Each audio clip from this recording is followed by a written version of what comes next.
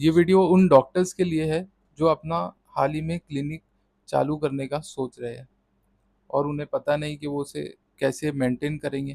ठीक है, तो मैं आपको इस वीडियो से आज वो 6 ज़रूरी चीज़ बताने वाला हूँ जो आपको ध्यान रखना है, जिसकी वजह से आपका जो क्लिनिक सेटअप है वो फॉरएवर चलते रहे। ठीक है, मेरा नाम है डॉक्टर तलहा नदीम और मैं हूँ एक कम्युनिटी हेल्थ डॉक्टर।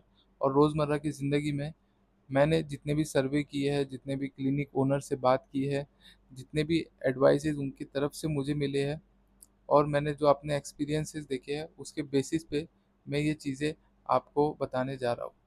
सबसे पहली चीज़ जो सभी को पता है, वो है लोकेशन। ठीक है, लोकेशन इतना इम्पोर्टेंट क्यों है? क्योंकि आपको पता होना चाहिए कि आपकी जो पॉपुलेशन जिसको आप सर्विस देने वाले हो, वो कौन-सी है। ऐसे कहीं भी जाकर आप क्लिनिक अपना खोल लेंगे और आप एक्सपेक्ट करेंगे कि वो चल जाएगा, ऐसा नहीं होता है। ठीक है, तो आपको पता होना चाहिए कि वो पॉपुलेशन कौन-सी है जिसको आप कैटर करने वाले हो, अपनी सर्विसेज़ देने वाले हो, उनके बारे में आपको डिटेल जानकारी चाहिए होती है। अब डिटेल जानकारी से मतलब क्या है कि उनके कल्चरल बिहेवियर कैसे है, सोशल बिहेवियर कैसे है, ठीक है, कौन-सी चीज़ चलती है, कौन-सी वहाँ पर एक्सेप्टेबल है, उन चीज़ों को आपको पता होना चाहिए। ठीक है, सब और भी जैसे चीज़ें हैं लोकेशन से रिलेटेड, जैसे कि आपको पता होना चाहिए कि लाइक पास में कौन-सा पैथ लैब है, पास में कौन-सा डिस्ट्रिक्ट हॉस्पिटल, सेकेंडरी या टर्शियरी हॉस्पिटल है, कितना बड़ा रूट होगा वहाँ से जाएँगे तो इमरजेंसी सर्विसेज़ वहाँ पर आप पहुँचा सकते हो या एक्सेसिबल है क्या आपके क्लिनिक से वहाँ तक, टर्शियरी हॉस्पिटल तक, ये आपको ध्यान रखना बहुत ज़रूरी है। सेकंड चीज़ जो बहुत इम्पोर्टेंट है, वो है पर्सनैलिटी। डॉक्टर्स लोग अक्सर अपनी पर्सनैलिटी को इग्नोर कर देते हैं। पर्सनैलिटी से मेरा मुराद है कि आपको अपनी फ़िज़िक मेंटेन रखनी है। फ़िज़िक मेंटेन रखनी है मतलब वर्कआउट करना है, एक्सरसाइज़ करना है, अपनी बॉडी को शेप में रखना है, ठीक है? मोटे लोग, मोटे डॉक्टर किसी को पसंद नहीं आते, ठीक है? पेशेंट को भी लगता है ये खुद ही पेशेंट है तो मैं इसके पास जाके क्या ही कर लूँगा, इसके पास इतना इन्फॉर्मेशन है, इसने खुद ही अप्लाई नहीं किया, तो फिर ये मेरा इलाज कैसे करेगा, ठीक है? पर्सनैलिटी में और भी चीज़ आते हैं जैसे आपकी पर्सनल हाइजीन, आपको शार्प दिखना है, क्लीन और टाइडी हमेशा कपड़े पहनना है और प्रेफ़र करना है कि आप वाइट कपड़े ही पहनो, ठीक है? थर्ड चीज़ आती है पर्सनैलिटी में वो है कम्युनिकेशन। आपको बात करके आना चाहिए अपने पेशेंट से। कम्युनिकेशन कैसे होता है और इसका ज़रूरी क्यों है? अब लोगों को लगता है, डॉक्टर्स को लगता है कि जो कम्युनिकेशन होता है हमने उनको समझा दिया पेशेंट को, पेशेंट ने मुंडी हिलाया और उनको सब समझ में आ गया, ऐसा नहीं होता है। एक म्यूचुअल अंडरस्टैंडिंग पास होनी चाहिए, जो आपने कम्युनिकेट किया है, जो आपने बातचीत की है, उसमें एक यूज़फुल अंडरस्टैंडिंग उन तक पहुँचनी चाहिए at the end of your communication. समझ आ रही है आपको बात? क्या होता है कि हम समझाना कुछ और चाहते हैं और सामने वाला जो पेशेंट है वो कुछ और समझता है और उसे समझ में नहीं आता है, तो बहुत सी मर्तबा सिर्फ मुंडी ला के छोड़ देते हैं। तो हमें उनसे फीडबैक भी लेना है ताकि हमें पता चले कि हमने जो बात कन्वे करने की कोशिश की थी वो कन्वे हुई है या नहीं। ठीक है, तीसरी चीज़, क्लिनिक जब डालोगे आप तो आपको ये ध्यान रखना है कि आपका क्लिनिक हमेशा नीट और टाइडी हो। क्यों? इम्प्रेशन पड़ता है और इन्फेक्शन के रिस्क भी कम हो जाते हैं। अब पेशेंट को लगता है यार क्लिनिक ही इतना गंदा है, मैं वहाँ पर जाऊँगा तो मुझे ही बीमारियाँ हो सकती है। तो ऐसा नहीं करना है।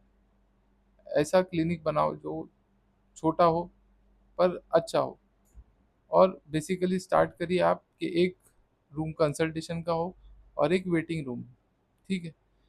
यहाँ से स्टार्ट करो, कोई दिक्कत नहीं है, धीरे-धीरे लेके जाओ, ज़रूर बनेगा। और क्लीनिनेस पे ध्यान दोगे तो बहुत जल्दी ग्रो हो पाएंगे।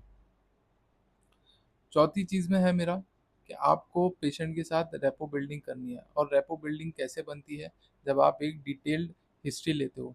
सिर्फ पेशेंट की हिस्ट्री नहीं लेना है, पूरे फैमिली की हिस्ट्री लेना है, सोशियो इकोनॉमिक बैकग्राउंड देखना है कि पेशेंट कितना कमा सकता है, कितना खर्च कर सकता है, उसका पेइंग कैपेसिटी देखना है। उसके हिसाब से ही आप उसको एडवाइसेस दे सकते हो, उसके हिसाब से ही आप उसको गोलियाँ लिख सकते हो। तो अगर ये सब चीज़ें आप देखकर आगे अपना प्लान करोगे, तो ही आपका क्लिनिक सस्टेन हो पाएगा। ऐसा नहीं कि आपने बड़े शहर से सीख के आ गए और छोटे शहर में, छोटे गाँव में, कस्बे में डाल दिया और वहाँ पर बड़े बड़े-बड़े हाई पावर के, हाई कॉस्टली कॉस्टली मेडिसिन्स आपने लिख के दिया, तो पेशेंट आपके पास दोबारा नहीं आएगा, वो आपको कुछ भी नहीं बोलेगा। ठीक है? तो इस बात का आपको ध्यान रखना है। चौथी चीज़ है, अ, आपको हमेशा सीखते रहना चाहिए, जिसे हम कंटिन्यूड मेडिकल एजुकेशन कहते हैं, जो सीएमईज़ होते हैं। आपको कंटिन्यूअसली सीखना पड़ेगा।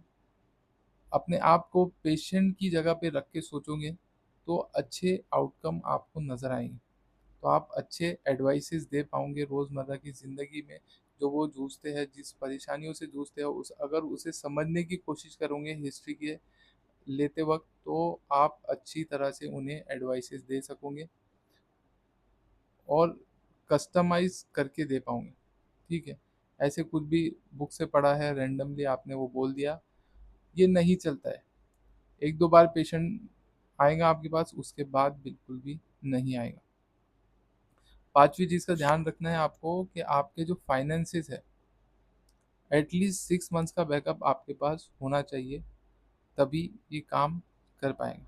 ठीक है? और छठी चीज़ है, हमारी जो आशा वर्कर्स हैं, आप उनके साथ अपने कम्युनिटी में घूमिए, उनकी हेल्प करिए, उनसे जुड़िए। वो क्या होता है ना, आशा वर्कर जो है वो हेल्थ सिस्टम के ना बैकबोन है।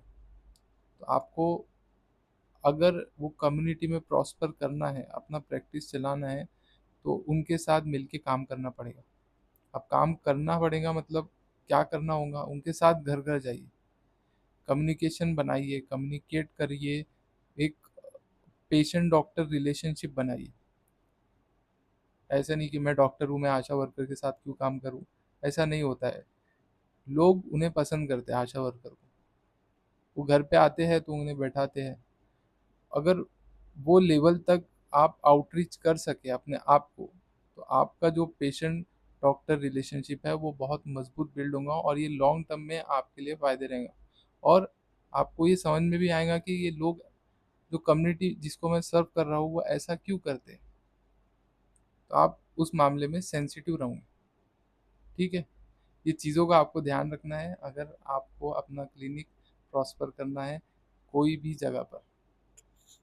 चलिए मिलते हैं नेक्स्ट वीडियो में, तब तक के बाय।